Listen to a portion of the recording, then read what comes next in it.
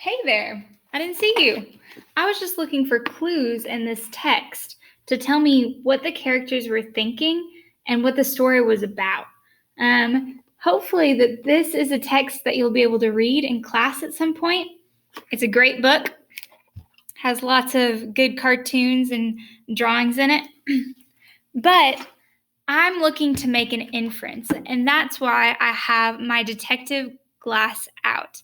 Okay, I'm looking to make an inference, and we talked about this yesterday a little bit, but we're going to review it again today, okay? Because I really want to make some good inferences about my book. So let's get started.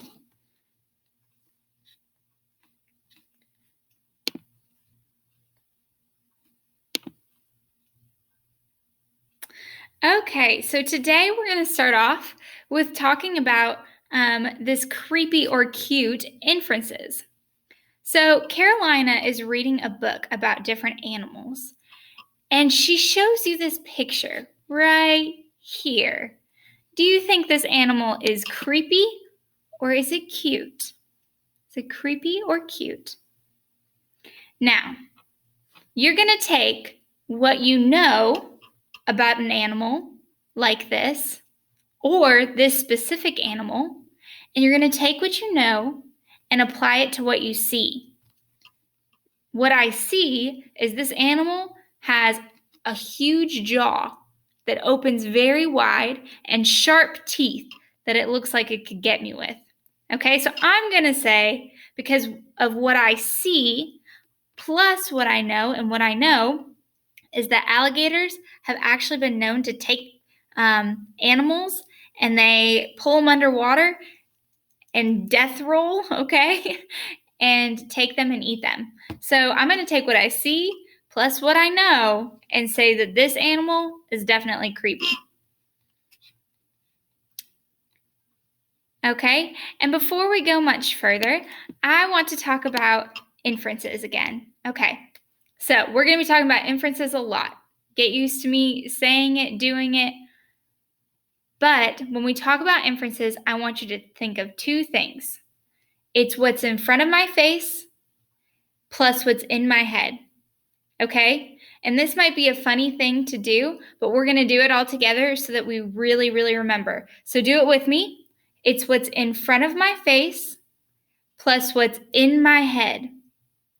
It's what's in front of my face plus what's in my head. Okay? And this is going to help us remember that we have to combine those two things. Okay? So it's what's in front of our face when we read or when we look at a picture. And it's what's already in my head, the information I already know. That's an inference. It's what's in front of my face plus what's in my head. So we're going to keep going, and I'm going to ask you, we're going to start off with an aardvark. Do you think this animal is cute or creepy? Use what's in front of your face and in your head to decide. Take just a moment.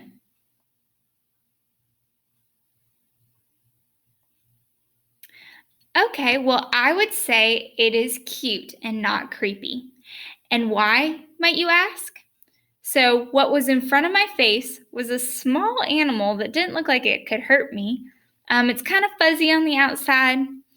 And what's in my head is I know that aardvarks are nocturnal. That means they come out at night, okay? And I'm not scared of it because it comes out at night, right? When I'm not even up and awake. So I think that this animal is cute. Okay, here's another one, an Arctic fox. Do you think this is a cute animal or creepy? Remember, use what's in front of your face and what's in your head.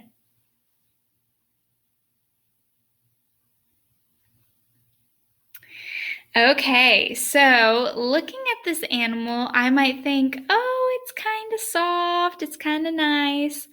Well, I've got to tell you that I think that this is actually a creepy animal deep down. It might look kind of cute from the outside, but I'm looking at those eyes and they look like they want to get me. So that's what's in front of my face. But what's in my head is I know that Arctic foxes hunt. Okay, they're predators. And so that kind of is a little creepy to me. I'm not sure what you said. Hopefully, you had a reason for if you picked cute or creepy.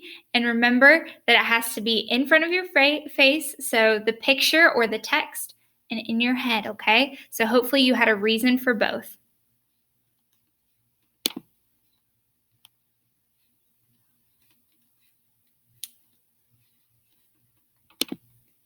So we're going to look at a text together, and I'm going to read the text, and then we're going to make some inferences, okay? So the text is called The Carolina Crew, and that's who we'll be following all of this unit is the Carolina Crew, and this is Carolina. Here is the mystery of the creepy creatures. Chapter 1, Running into Trouble. Carolina and her friend Emma met early each morning to go for a run along the beach. They hadn't been able to convince their other friend, Debbie, to join them yet, but Emma was still working on her. They met at a designated spot a short distance from the pier and started jogging together on the path. Carolina was comfortable enough to chat without feeling out of breath. Emma could probably have sprinted the full distance and still kept up the conversation. The sun hadn't been up long. It was gently spreading its warm rays over the beach. Both girls gazed out at the calm sea and watched the seabirds soar. After a while, Carolina said to her friend, "Is it just me, or are there little black blobs moving on the beach? It looks like some of them are moving." Emma agreed that she could see them too. So the girls decided to wander down to the beach to have a closer look. Upon inspection, it wasn't blobs on the beach that they were looking at, but actually different kinds of sea and animal life. Both girls were devastated. They could see fish, crabs, jellyfish, and birds, all either completely or partially covered with the thick, molasses-like liquid. The girls were stunned. Carolina spoke first. "I don't believe it. Is there really an oil spill on our beach?"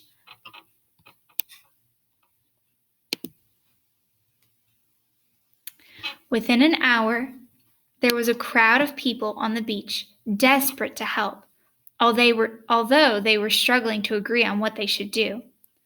The loudest person also seemed to be the most misinformed. So let's stop right there. Misinformed. Okay, we're going to try to decide what misinformed means. We're going to take what we already know, okay, and add it to this word. So, misinformed. Let's break that up. I'm going to take off the prefix miss. So I'm going to take that off. And now that I've taken the prefix miss off, I have informed. Okay, informed. You may still not know what the word informed means, but let's think of a word that's like informed. Information. Okay, so if you've gotten to this point, you took off the prefix miss, and then you just had informed, and then you think, oh, information. That's probably kind of like informed. Okay, so now I'm going to add miss back. So I know it's about information. I know that the prefix miss means without. So I'm going to think misinformed means that this is a person without information. They don't have much information about this subject. Okay? So let's keep going. What we need to do is round up all the birds first and then put towels over their heads. Then we need to get them some soap and wash the oil off of them. Maybe we need to use a hairdryer afterwards to dry them and keep them warm. Actually, we should take them to a hairdresser. We'd be able to wash and dry them there, the man was proclaiming loudly. "I'll get my truck, and we can put all the birds wrapped in towels in the back," he said. Quite a few people were exchanging worried glances with one another. They all appeared to be in silent disagreement with the "take the birds to the hairdresser" guy. "I saw a movie about this, so I probably know more than you people," he continued. Do you think a movie's a good source of information? Let's see. Carolina was well aware that she was the youngest on the beach, but no one else was speaking up. "I don't mean to be rude, but I think that we should wait for the authorities to get here before collecting the birds.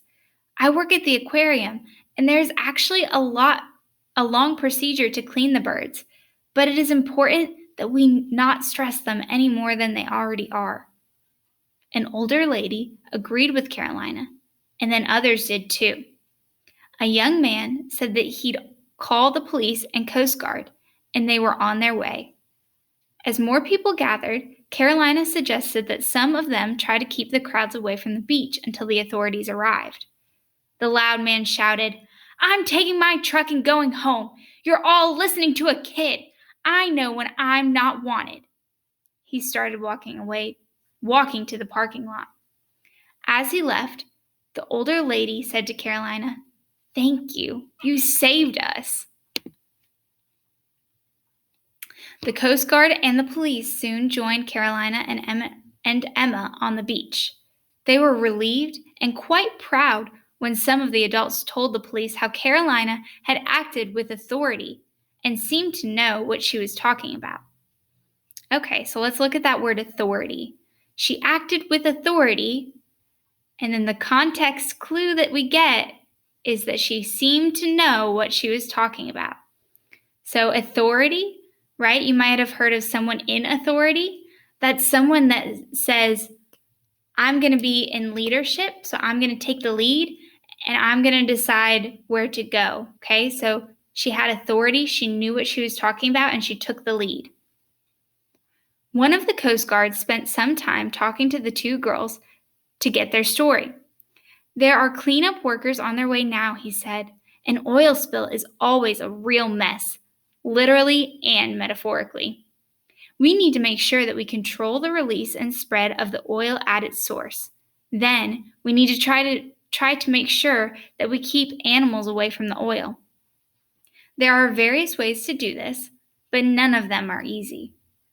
There are government groups and private organizations that help us with animals that have been affected by the oil, but again, it's not an easy procedure.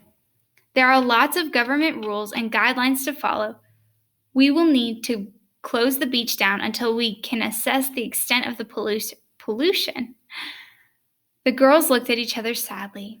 Their time together went from being on a fun run to being witnesses to an ecological disaster. It broke their hearts. Okay, so we're going to pause right here. And we're going to look at this specific paragraph, okay, from the story. After a while, Carolina said to her friend, "Is it just me? Or are there little black blobs on the beach? It looks like some of them are moving." Emma agreed that she could see them too, so the girls decided to wander down to the beach to have a closer look. Upon inspection, it wasn't blobs on the beach that they were looking at, but actually different kinds of sea and animal life. Both girls were devastated. They could see fish, crabs, jellyfish, and birds, all either completely or partially covered with a thick, molasses-like liquid. So what does this paragraph tell you about Carolina and Emma? How do they feel about sea and animal life? So I want you to use what you saw and use what you know. Okay? So what did you see? Let's go back to the text. These last two sentences. They saw something bad, right? And they were devastated. Okay? So because of that word devastated, we can take that from the text and use it as evidence to say that